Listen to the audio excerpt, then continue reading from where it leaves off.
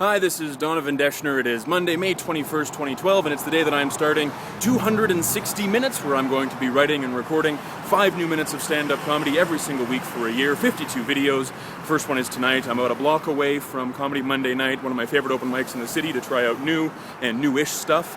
Hopefully we got a good crowd in there tonight that's ready. I just got back from Vancouver. Good side of that is I got some stories to tell, one about a couple in a club that I think will go all right, and there's something at the closer I think will do okay too. Bad part of that is I probably haven't spent the time on this that I should have. No excuses though. I have to go up and deliver it tonight. Let's see how it goes.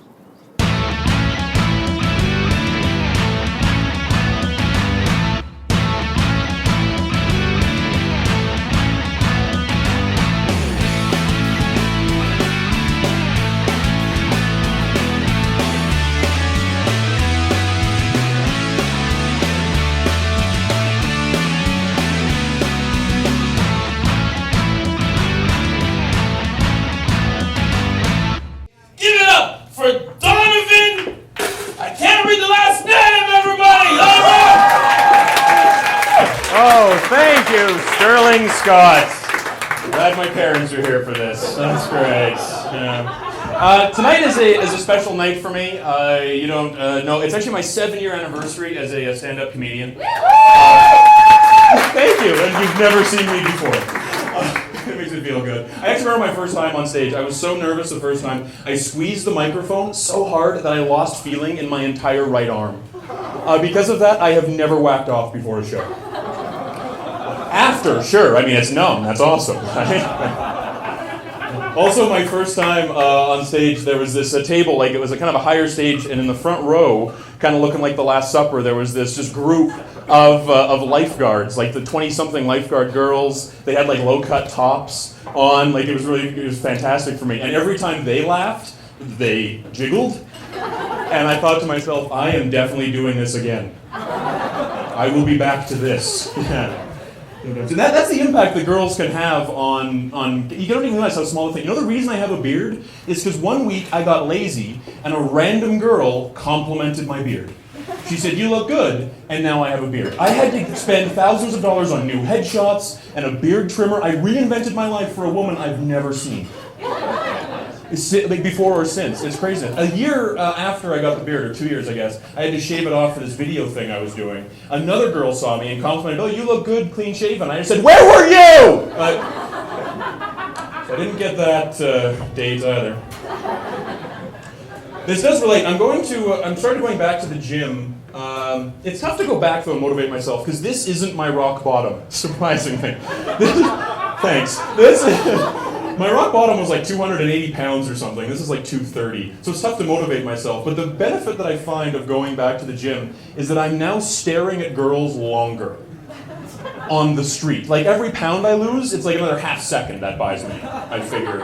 I think that's the math on that. Because I figure if she busts me, you know, she won't care, right? She'll be like, "Oh, look at you." Or, far more likely, I fucked this up. Damn it.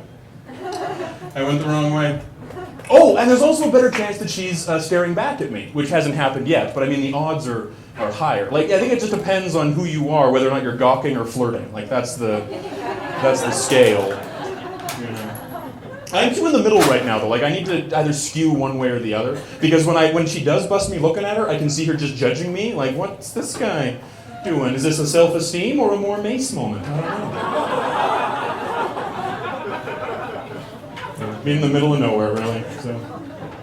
I am single right now. I think part of the problem is that I've never met a girl that I can be honest with. Like I always date like artistic types, like actors or artists or something, and then I see their work, and that either means I have to be a liar or lonely. And lies make baby Jesus cry. So, mind you, being lonely and whacking off all the time probably doesn't make him happy, you know?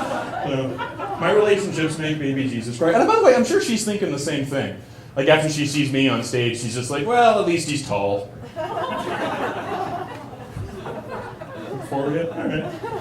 I went to Vancouver last 2 weeks ago now, I guess. Before I left though, I had like the shittiest 24 hours of my life. I had a set at another place in town here, bombed horribly. And then I was driving home on Deerfoot, and there was like this big lineup of traffic, and all these cars were like peeling out onto this service road on the side, right? So I was like, yeah, what the hell? I'll get out of this and get home and get ready for my trip. As I go down, I get onto like this dirt road. I see 12 taillights disappear in front of me as my tires just start spinning in the mud. I just see these 12 cars that have dug these ruts, say fuck you, and disappear into the night. I'm stuck in the mud. I have to call a tow truck. This guy, when he arrives, as soon as his foot hits the pavement, he is mocking the shit out of me. Like, we would never have spoken in any other situation, but he arrives, and all of a sudden he's like, well, that doesn't look like a road. 3 feet to the left, you probably would have been okay. And I am taking it like a bitch. Because without him, I am screwed. I'm going to stay here for like another 2 hours. And then on the way out, we finally get the car out. I actually give him a tip. But not because he did a good job. I mean, he was mocking the shit out of me. Or for altruism. I just wanted him to know that I had money. I was like, hey, I make a little bit more than you do. Yeah, sure it's on credit card and I can't pay for it for a month. But whatever. I don't wear coveralls to work. Hey, I know, it was very petty. But he started it, okay? Fuck that guy. And then the next day, I'm cleaning off the car. I'm at the wand wash because the drive-through wash would not get rid of this mud and shame. And I'm spraying it off. And as I'm spraying it, the hose literally springs a leak, soaking me. And I don't release my grip on the wand for 30 seconds. As I realize I just tipped my bully. He won everything he wanted. I was just in Vancouver. I had a really good trip out there. I had a good moment. Everybody says, like, travel, you have like moments of serenity. I had a great moment of serenity on the ferry out there. The boat, not a dude. On the ferry, I was standing outside. It was very chilly. I was just out there for a picture. I was going to go right back in. There was a guy with like a white cane and thick glasses, like sunglasses type thing. I was like a blind guy out on the ferry. And I looked at him and I was like, what are you doing here? Like he can't see a curb. I don't think mountains do shit for him, you know? It was just very strange to me. And then he disappeared from my peripheral vision for like 1 second. And then all I smelled was pot. And I had this beautiful moment of serenity when I said, oh, glaucoma. That explains it. I now understand the human being. A glaucoma got applause. Okay, that's new. While I was in Vancouver, I went to a couple of clubs there. I don't go to clubs here, but there, all of a sudden, hey, you want to go see reggae? Yes, I guess. I don't belong there. But while I was there was a couple there, clearly just a hookup for the night. They were making out with each other hard. They were making out. His hand was down the back of her pants. Her hands were like up his shirt. Like they were going at it, and I was just staring at them, like intensely. And not because I wanted to watch. Well, like, I kind of wanted to watch. They were good-looking people, you know? Really, I'm the only one that goes for porn? Really? I'm the only guy? I'd have been nice about it, like I bought the cab back to their apartment, you know? I had just done a show, my arm was numb, it was awesome.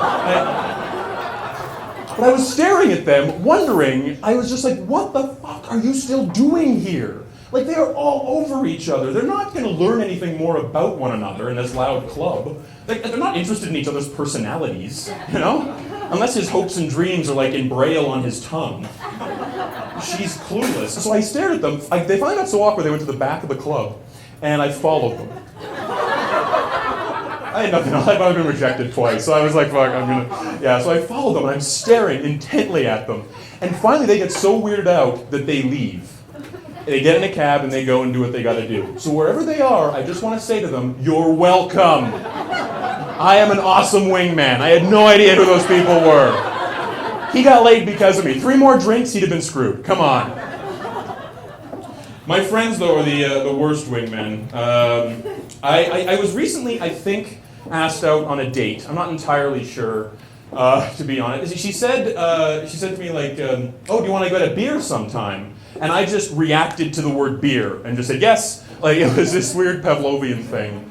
Like I didn't see the forest of the date for the tree of the beer. Don't get me wrong, she's cute, and I was like, oh, and afterwards I was like, oh, look at what I did. I was like proud of myself. So I was talking to my buddy about this, and I was like, you know, trying to start a conversation about my life. I said, hey, I think I was just asked out on a date. To which my friend said, apparently friend says, yeah, her friend was really cute. And I said, how are you helping? Like that, I tried to start a serious conversation, and then he expressed an opinion about something, which didn't have any interest. Like, okay, it's like if I had said, hey, I'm making a sandwich, and he said, I only like flax bread. It's not a conversation. I just leave here. Either way, I'm going to be eating this. And that's not about the sandwich. Whoa! That is where I'm going to end tonight. I do want to thank you all very, very much. This is my 7-year anniversary. I was doing all new for this new project, and you've made it an absolute delight. So thanks again, and enjoy the rest of your evening.